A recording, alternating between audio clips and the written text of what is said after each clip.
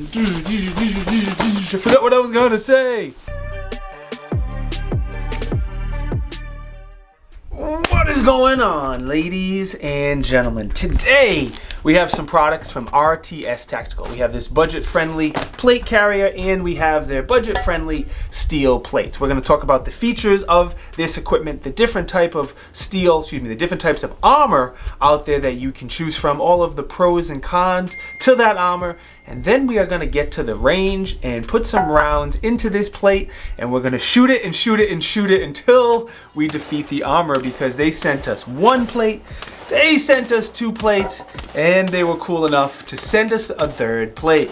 Quick disclosure before I get into this product. Yes, RTS Tactical did send me all of this stuff for free to review, and I do work in the firearms industry. Neither one of those things will affect this review in any way, shape, or form, because I always try to be as objective as I possibly can. So RTS Tactical sells a bunch of different plate carriers and a bunch of different armor plates if you don't like this type. They also sell shields and helmets and bags and tactical clothing. But the real question is, how do I get one of these ballistic shields to test?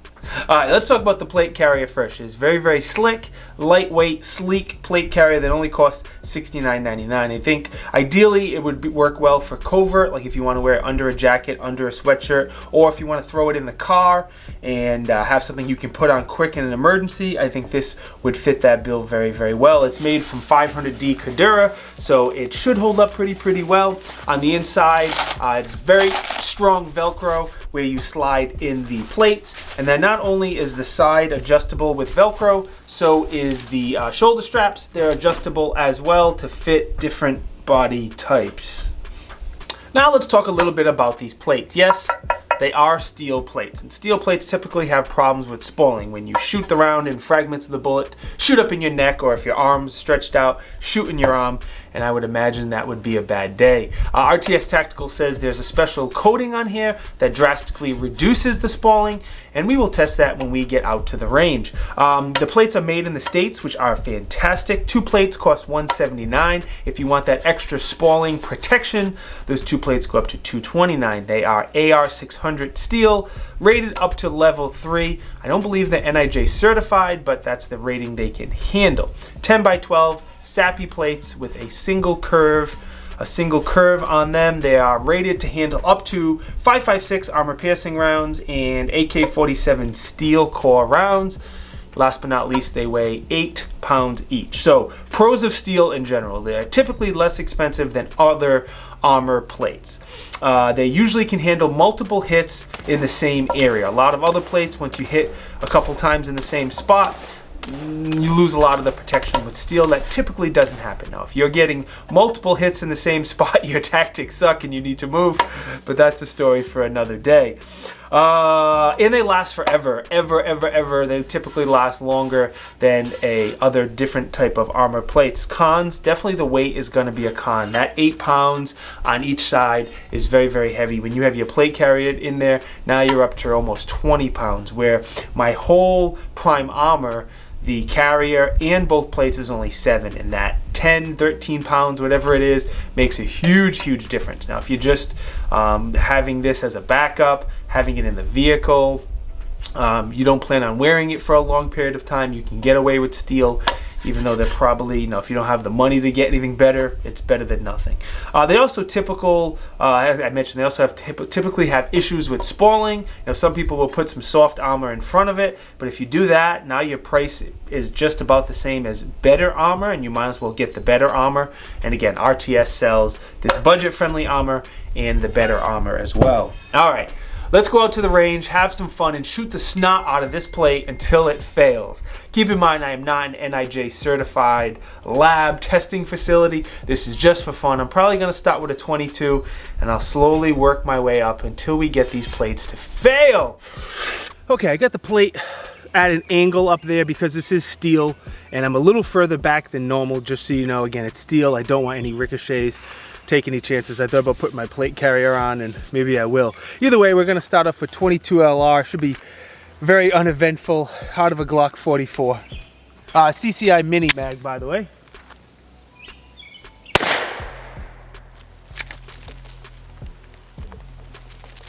course, it stopped it. You can barely even see a tiny little mark on it.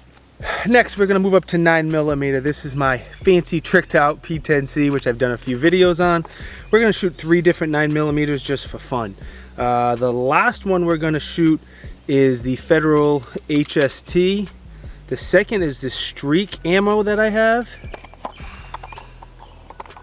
It's supposed to be visual ammo. It's probably going to be too bright to see it, but I figured we shoot it anyway. And then the first shot is just 115 grain GPS full metal jacket.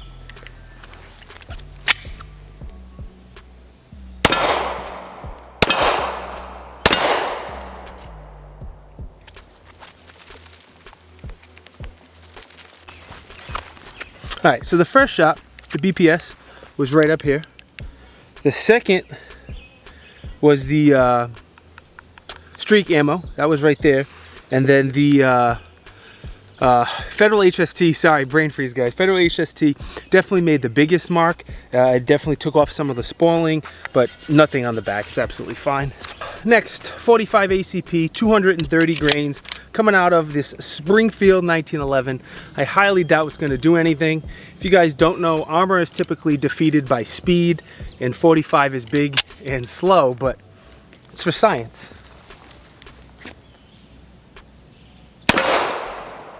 That thumped.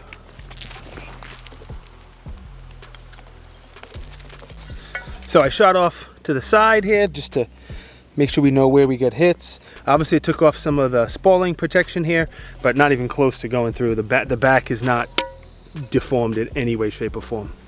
Next up, we have a KSG that I'm reviewing. The review on this should be out before this armor test if you want to check it out.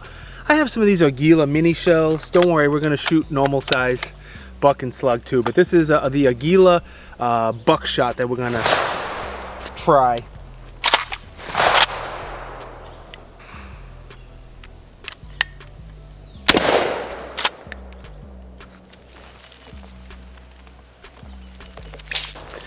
You can see a bunch of little holes from the buckshot, but again, no damage.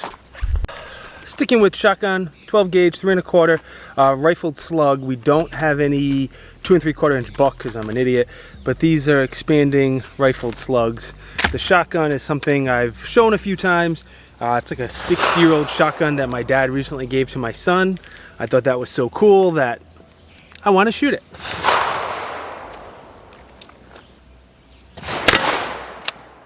Oh yeah. Ugh.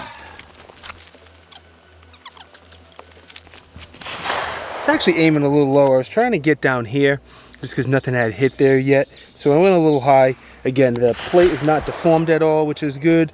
The spalling is definitely starting to come off. But if you get hit with that many shots without moving, there's a problem.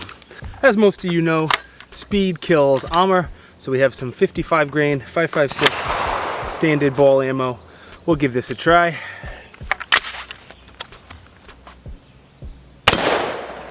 Oh, that might have went through. Plate didn't move. Sorry about that. Battery died. Same plate with all the holes.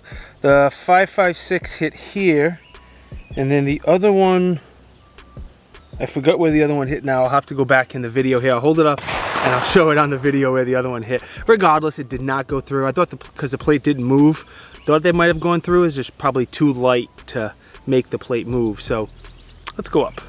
All right, what I loaded up is something a little bit different. I found these in my closet and I said, let's try it. I have no idea if the plate's supposed to stop this or not. If it goes through, I'll check and let you know. But it's 223, it's 55 grain, jacketed soft point, varmint, and predator. So I doubt it's gonna go through, but I can't say I know a ton about these rounds, so let's find out.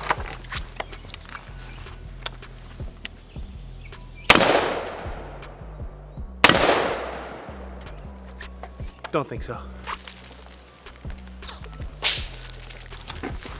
One there, one up here. Definitely did not go through. The back is not even close to being deformed. So I have some green tips. That's probably going to be the best chance with 5.56 to defeat this plate. Let's try it. One green tip. That's all I have with me is one. Slacking today, but hey, it's close enough. You shouldn't miss. There we go. Let's see what happens.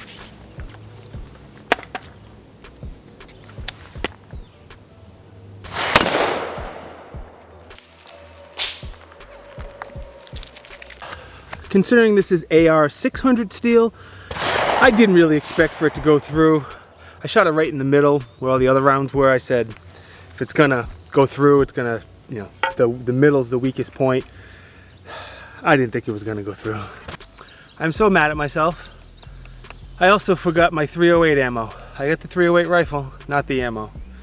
I'm a slacker today. I forgot so many different things. What are we gonna do? Let's just shoot it with a bunch of 5.56, see what happens.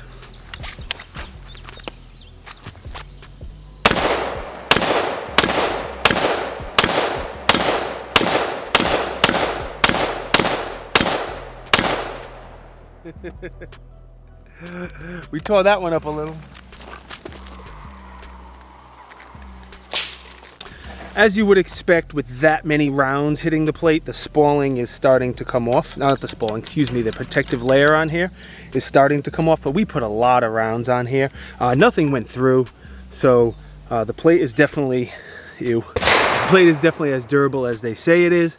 If you're looking for steel plates, RTS Tactical, those seem good to go.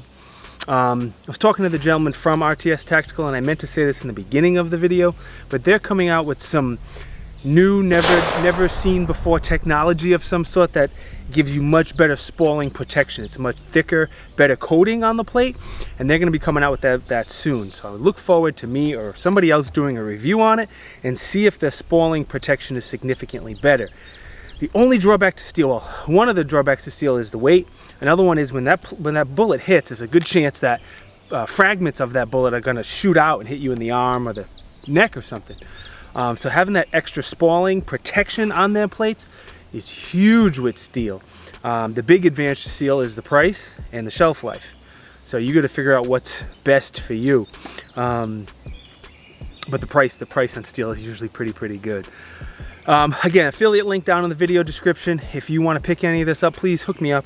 Use that affiliate link. I greatly appreciate it. Let me thank RTS Tactical for sending me the plate. I am going to come back here with my 308 and shoot it until it fails, because I cannot let an armor plate defeat me ever. No way, not happening. Let me also thank the 4 companies who support me with affiliate links, my Patreon supporters. Everyone is just fantastic. Thank you guys for watching. If you think I deserve it in this video, drop a like, drop a comment, maybe subscribe to the channel, and I will see you next time. Peace.